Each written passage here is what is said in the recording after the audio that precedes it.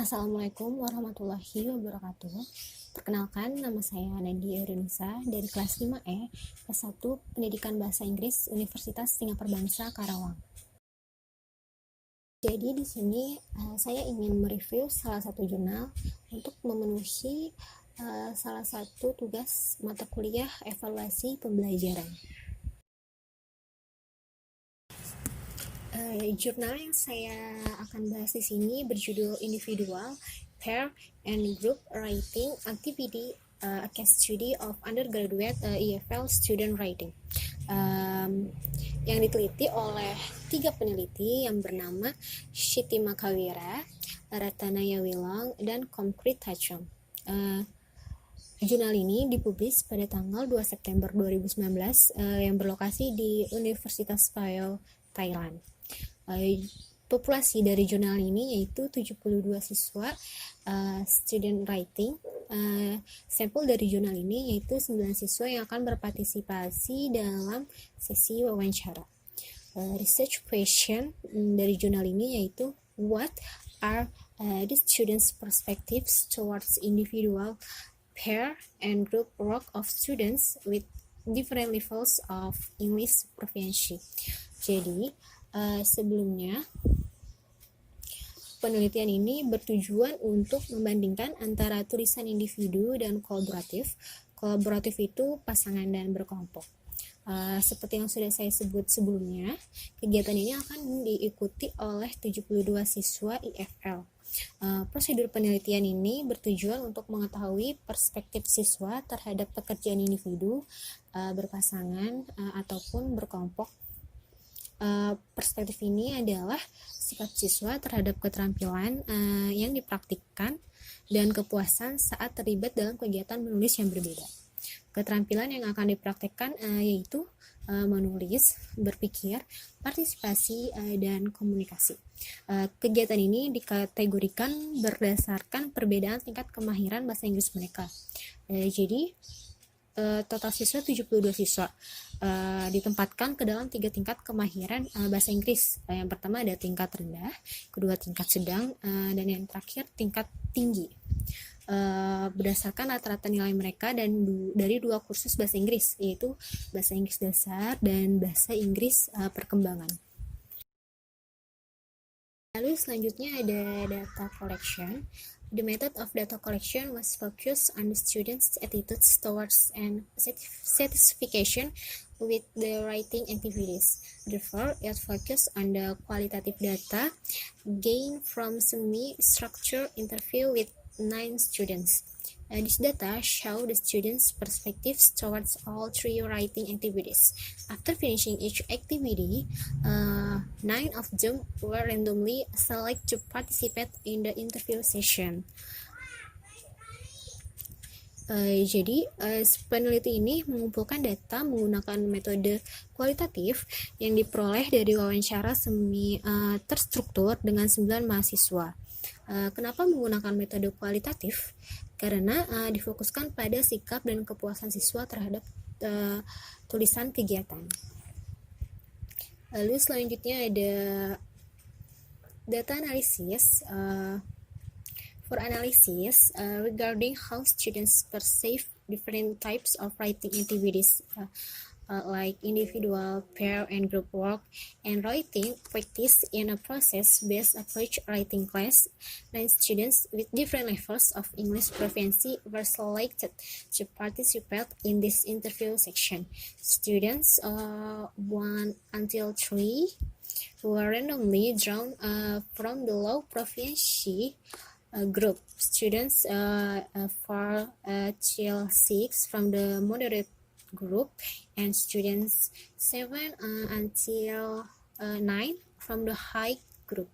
In the interview session, the students answered the question in Thai and their answer were translated into English. Jadi karena penelitian ini dilaksanakan di Universitas Phayao, Thailand, dalam sesi wawancara, siswa menjawab pertanyaan dalam bahasa Thailand dan jawaban mereka lalu diterjemahkan ke bahasa Inggris untuk dianalisis Lalu jawaban yang sudah diterjemahkan ke dalam bahasa Inggris ini dibandingkan dan dianalisis dengan kutipan para ahli agar hasil yang didapat menjadi bukti yang konkret. Firstly, when focusing on writing skills, the students in low proficiency group she want to practice writing skills the most when working among group members. On the contrary, only high proficiency students valued individual work as an activity that offered much opportunity to practice writing skills. Jadi siswa yang kemampuannya rendah lebih fokus melatih keterampilan menulis ketika bekerja dengan anggota kelompok lainnya. Mungkin karena mereka menghargai kegiatan pembelajaran ini sebagai cara untuk meningkatkan kesempatan untuk berlatih. Sebaliknya, siswa yang kemampuannya lebih tinggi fokus melatih keterampilan menulis ketika bekerja sebagai individu. Based of the participation skills found in low group, although the students did not value individual work with the highest level of satisfaction, they believe that they practice participation skills the most when writing individually. Jadi mengenai keterampilan berpikir, siswa yang kemampuannya rendah lebih cenderung menggunakan keterampilannya ketika bekerja berpasangan. Mungkin karena kegiatan kolaboratif ini lebih menawarkan kesempatan untuk berbagi ide dan tanggapan kepada grup yang lebih kecil dan juga dapat memberikan kekuatan tidak langsung kepada siswa rendah dan tinggi untuk berpikir dan bekerja dengan pasangannya. The result is similar to those of the high proficiency students who also thought that they employ participation skills the most when encountering individual work. Jadi dalam keterampilan berpartisipasi, siswa berkemampuan rendah dan siswa berkemampuan tinggi memiliki hasil serupa, bahwa mereka menggunakan keterampilan berpartisipasi pada saat bekerja individu. Karena untuk menyelesaikan tugas yang soliter, mereka harus mengenalkan diri mereka sendiri dibanding dengan kerja berpasangan atau berkelompok. When comparing the two types of collaborative work, pair and group work, it was found that both low and high proficiency students seems to participate the most when being in pair work, followed by group work. Ketika membandingkan dua jenis kerja kolaboratif, yaitu kerja berpasangan dan kelompok, ditemukan bahwa siswa dengan kemampuan rendah dan tinggi tampaknya paling berpartisipasi saat bekerja berpasangan, diikuti dengan kerja kelompok. Karena menurut Storch tahun 2005, mungkin karena penulisan kolaboratif memberi siswa kesempatan untuk berdiskusi, mengumpulkan ide, dan saling memberikan umpan balik langsung. For communication skills, it was found that low and high proficiency students didn't communicate with much when doing group work, but did it much when engaging in pair work, with reference to the students' satisfaction of individual, pair, and group work. It was obvious among this group of Thai EFL students that low proficiency students were likely to enjoy co-authoring activity, either pair of group work. Jadi,